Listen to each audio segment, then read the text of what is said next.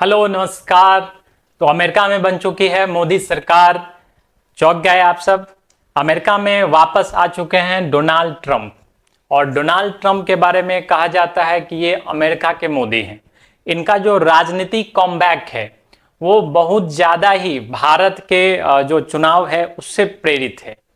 जैसे कि मोदी जी पे जानलेवा हमला हुआ था उनके चुनाव अभियान के दौरान, उसी तरह से डोनाल्ड ट्रंप पे भी जो है जानलेवा हमला हो चुका है। 2 बार जानलेवा हमला हुआ, 2 बार ये बचे। बहुत सारे कंट्रोवर्सी हुई, लेकिन लास्टली जो है डोनाल्ड ट्रंप जो है इलेक्शन जीत चुके हैं।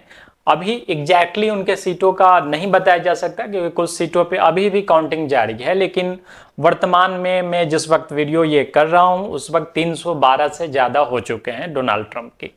तो रियलिटी में डोनाल्ड ट्रंप जो है अमेरिका के नए राष्ट्रपति बनने वाले हैं और मोदी जी के अभिन्न मित्र हैं। यहाँ तक कि जब ये विक्ट्री स्पीच देने के लिए स्टेज पे गए थे तो पूरा हॉल मोदी मोदी के नारों से गूंज उठा था। तो आप इस बात से अंदाजा लगा सकते हैं कि कितनी ज़्यादा जो खुशी है मोदी जी को, हर भारतीय को डोनाल्ड ट्रंप के वापस आने से मिली है। लेकिन बहुत सारी ऐसे बातें हैं, बहुत सारी ऐसी चीज़ें हैं, बहुत सारे ऐसे देश हैं जिनको बेचैनी हो चुकी है कि डोनाल्ड ट्रंप जो है वापस आ चुके हैं, अब उनका क्या होगा। ये लड़ाई जो है, जो डोनाल्ड ट्रंप है, ये रिपब्लिकन पार्टी से है। इनकी जो लड़ाई थी वो डेमोक्रेटिक पार्टी से थी। डेमोक्रेटिक पार्टी यानी कि जिससे जो है कमला हैरिस आती है। ठीक है, तो ये लड़ाई एक्चुअली में क्या था, हम लोग जानते हैं कि डोनाल्ड ट्रंप और मोदी जी के बीच जो है बहुत अच्छी केमिस्ट्री है। कई अंतर्राष्ट्रीय मंचों पे भी जो है देखा गया, इनकी केमिस्ट्री को देखा गया है। जो हाउडी मोदी शो भी ऑर्गेनाइज किया गया था, तो बहुत अच्छी केमिस्ट्री है और पर्दे के पीछे भी बहुत अच्छे दोनों मित्र हैं। तो सारी बातें आप लोग के तो नेक्स्ट जो इनकी जो लड़ाई है एक्चुअली में जो अमेरिका में हुई है, 2 मेजर पार्टी है। जो भारत में 2 मेजर पार्टी है, कांग्रेस और बीजेपी, उसी तरह से अमेरिका में 2 मेजर पार्टी है, रिपब्लिकन और डेमोक्रेटिक। रिपब्लिकन पार्टी जिससे डोनाल्ड ट्रंप आते हैं और डेमोक्रेटिक पार्टी जिससे जोए बिडेन वाला ग्रुप आता था। जो जोए बिडेन ने, आप जानते हैं कि इलेक्शन कैंपेनिंग के दौरान उनकी पकड़ कमजोर हो गई थी, जिस कारण से जो है कमला हैरिस का नाम आगे कर दिया गया और कमला हैरिस को जो है उम्मीदवार बनाया गया था। कमला हैरिस को उम्मीदवार बनाए जाने के पीछे जिस आदमी का दिमाग था वो थे बराक ओबामा, अमेरिका के पूर्व राष्ट्रपति। ठीक है, लेकिन एक्चुअली में ये जो लड़ाई थी वो ना ही कमला हैरिस के अगेंस्ट में थी, ना ही किसी पार्टी के अगेंस्ट में। डोनाल्ड ट्रंप की असली लड़ाई जो पार्टीज है, जो अच्छे वैश्विक नेता हैं, जो अपने देश के हितों को सबसे आगे रखते हैं, उनकी जो असली लड़ाई होती है वो अपनी पार्टी से नहीं होती है। उनकी असली लड़ाई इस आदमी से होती है। इस आदमी को अगर आप तस्वीरों में देख रहे हैं, पहली बार देख रहे हैं, तो इनका नाम आप जान लीजिए। इनका नाम है जॉर्ज सोरोस। ठीक है, बहुत बड़े बिलियनियर हैं, इंडस्ट्रियलिस्ट हैं। इनका मेन काम है फंडिंग। ये करते हैं फंडिंग किस चीज के लिए करते हैं, तो इनको पैसा कमाना है, बिजनेस चाहिए। ये देशों को अस्थिर करने का प्रयास करते हैं, वहां पे कुछ करवा दिया, कुछ लड़ाई वगैरह में इन्वॉल्व करवा दिया। जैसे कि डेमोक्रेटिक पार्टी का जो मेजर फंडिंग है वो जॉर्ज सोरोस के द्वारा किया जाता है। डेमोक्रेटिक पार्टी जिनसे कमला हैरिस थी। आप लोगों ने एक चीज गौर किया होगा कि लास्ट जो इलेक्शन हुए थे अमेरिका में वो 2020 में हुए थे। लास्ट जो इलेक्शन हुआ था वो 2020 में हुआ था, 2020 में। ठीक है, जब डोनाल्ड ट्रंप जो है हार गए थे और जो है जोए बिडेन जीत गए थे। जोए बिडेन के राष्ट्रपति बनने के बाद 2 जगह जो है अमेरिका युद्ध में, जो वैश्विक परिदृश्य है, 2 जगह युद्ध में फंसा जा चुका है। पहला तो रूस और यूक्रेन का युद्ध चल रहा है, रूस यूक्रेन का युद्ध चल रहा है। दूसरा इजराइल वाला युद्ध चल रहा है, मिडिल ईस्ट में युद्ध चल रहा है। ये 2 जगह युद्ध में है। लेकिन इसके साथ साथ 2020 के बाद ही आप देखे होंगे कि श्रीलंका क्राइसिस, श्रीलंका में क्राइसिस हुई, वहां की सरकार गिर गई, वहां पे आंदोलन वगैरह हुआ। बांग्लादेश में क्राइसिस हुई, वहां पे सरकार गिर गई। वहां पे अभी जो है रिसेंट दूसरी सरकार है, शेख हसीना जो है अभी भारत में है। तीसरा, मालदीव में जो है इंडिया आउट का कैंपेन चलाया गया। ठीक है, और बहुत सारे देशों में बहुत सारी गतिविधियां हुई जिससे उन देशों को अस्थिर किया जा सके, और भारत में भी अस्थिर करने की पुरजोर कोशिशें हुई। 2020 के बाद ही आप देखिएगा कि जो यहाँ की जो एक हवा बनाई गई कि संविधान खतरे में है, या 20 तरह की जो ये चीज बातें की गई ताकि जो है वर्तमान सरकार को सत्ता से हटाया जाए। बहुत सारे किसान आंदोलन वगैरह भी हुए। इन सब के पीछे सिर्फ एक ही आदमी का हाथ है, ये है मेन फंड, जो फंड करते हैं ऐसी गतिविधियों को, ताकि आप सोच रहे होंगे कि इनका क्या बेनिफिट है। तो आज रूस और यूक्रेन में युद्ध चल रहा है, यूक्रेन में स्कार्सिटी वगैरह होगी, यहाँ वहाँ की इकोनॉमी खत्म होगी, वहाँ पे साहब जाके इंडस्ट्रियलिस्ट वगैरह लगाएंगे, और जब देश स्थिर हो जाएगा वहाँ पे इनको पनपने का, इनके बिजनेस को ग्रो होने का जो है अच्छा फायदा मिलेगा, अच्छा मौका मिलेगा। तो मेनली इनका ये है कि जो देश जो है इनके कंट्रोल में होना चाहिए, इनके इशारों पे काम करना चाहिए। लेकिन भारत में उस तरह की बातें ही नहीं थी ही नहीं, क्योंकि मोदी जी हैं और मोदी जी सिर्फ देश हित को प्रथम रखते हैं। तो जो भी वैश्विक नेता देश हित को प्रथम रखते हैं उनको सबसे पहला लड़ाई जो लड़ना होता है इनसे ही लड़ना होता है। डोनाल्ड ट्रंप भी मोदी जैसे ही कद्दावर नेता हैं, और डोनाल्ड ट्रंप भी जो है देश हित को सबसे आगे रखते हैं। तो वापस मुद्दे पे आते हैं। अब तो इनका जो सपना था वो सपना रह गया, अब तो सारा पानी फिर चुका है लेफ्ट लोगों का। तो अब जो है कमला हैरिस ये हार चुकी है। अब किन देशों की बारी आने वाली है, यानी कि जो देश फुदक रहे थे आज के टाइम में इंडिया के अगेंस्ट में बहुत सारी गतिविधियां कर रहे थे, और वैश्विक परिदृश्य में भी जो मनमाना व्यवहार कर रहे थे, लॉ एंड ऑर्डर से कोई मतलब नहीं है, वैश्विक हित से कोई मतलब नहीं है, तो उन देशों में सबसे पहला जिसका नंबर आने वाला है वो है हमारे कनाडा के जस्टिन ट्रूडो साहब। ठीक है, सब जानते हैं कि जो भारत के जो खालिस्तानी समर्थक लोग हैं, जो खालिस्तान नाम का देश बनाना चाहते हैं, हमारे इंडिया को तोड़ना चाहते हैं, वे सब जो है कनाडा में जाके सेटल हैं, वहीं से अपना ऑपरेशन करते हैं, वहीं से अपनी गतिविधियों को चलाते हैं। इनके देश में हमारे नेशनल फ्लैग को जलाया जाता है, फाड़ा जाता है, प्रोटेस्ट निकाला जाता है, और ये साहब कहते हैं हमारे देश में एक्सप्रेशन और स्पीच की स्वतंत्रता है, हमारे देश में कोई भी कुछ भी बोल सकता है, इतनी स्वतंत्रता है।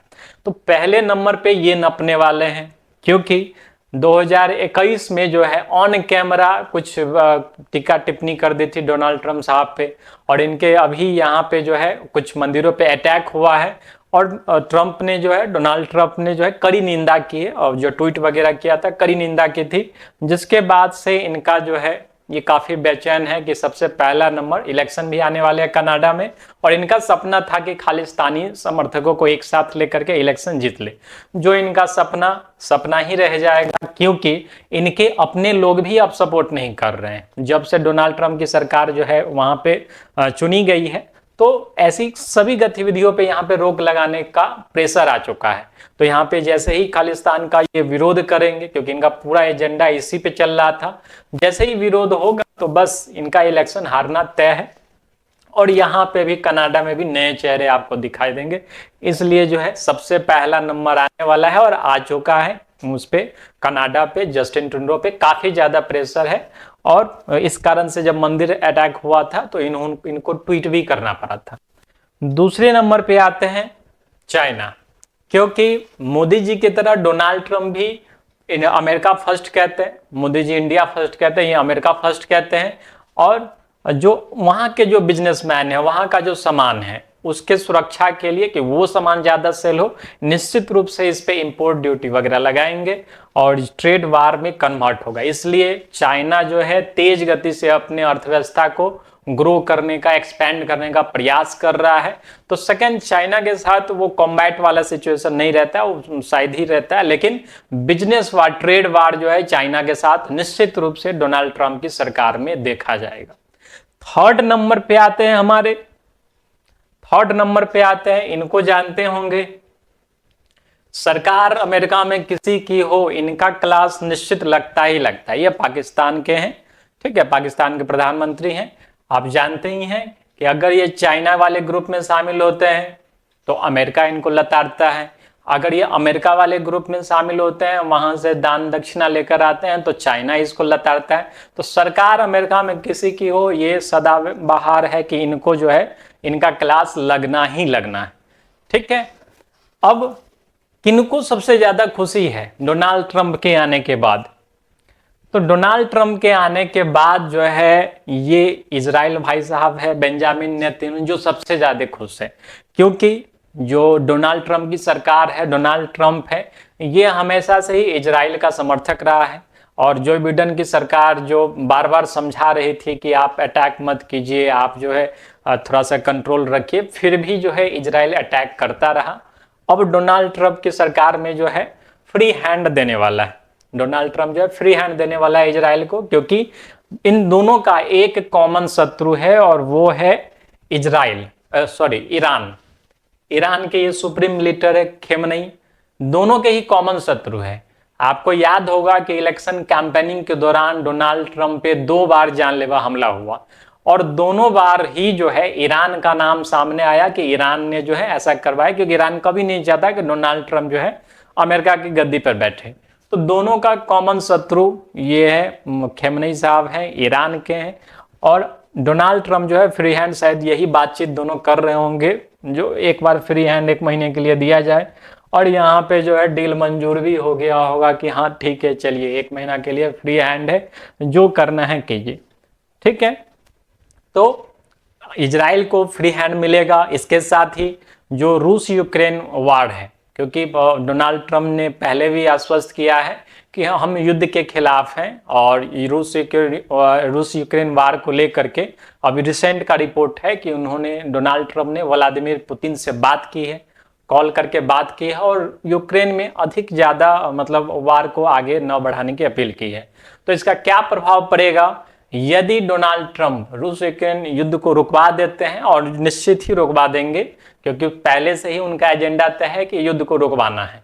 तो ये उनकी एक बहुत बड़ी अचीवमेंट है। पिछली जो सरकार थी डोनाल्ड ट्रंप की, उसकी सबसे ज्यादा अचीवमेंट यह है कि कोई भी देश जो है युद्ध में उस टाइम में नहीं उलझा।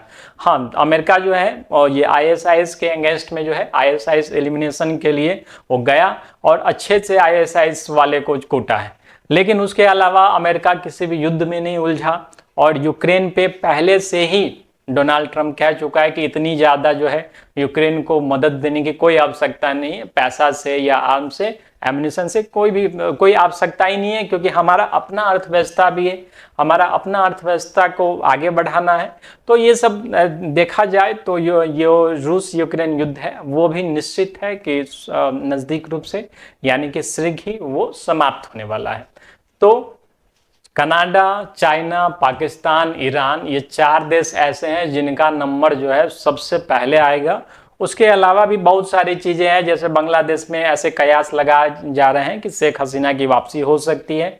जो यूनुस की सरकार है वो भी कठपुतली सरकार है, जो बराक ओबामा और उस वाले ग्रुप से रिलेटेड है। इस कारण से जो है यूनुस की सरकार भी जाएगी और शेख हसीना की बांग्लादेश में वापसी होने की संभावना है। इसके बाद मोदी जी बताएंगे जो अगला नंबर किसका लेना है, क्योंकि दोनों अभिन्न मित्र हैं और वहाँ की जीत, वहाँ की जो खुशी है अमेरिका की, वो भारत में भी महसूस की जा सकती है। तो नेक्स्ट न्यूज़ के साथ हम लोग नेक्स्ट वीडियो में मिलेंगे, तब तक के लिए धन्यवाद।